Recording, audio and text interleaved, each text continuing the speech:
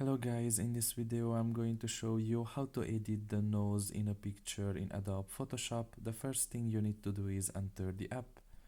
Once you are done with that and you are in the home page, you can just press on a picture, press on face down below, and after that press on nose. And here you can edit the height of the nose and the width of the nose.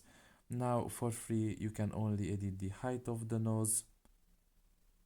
If you have the premium version of the application, you can also press on the width and you can also edit that one as well.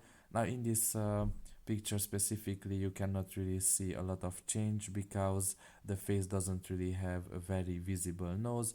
But if you have a different picture, like with a clear face and nose, you will be able to see the difference. So that's pretty much it really. I hope this video was helpful to you. Thank you for listening and see you next time. Bye bye.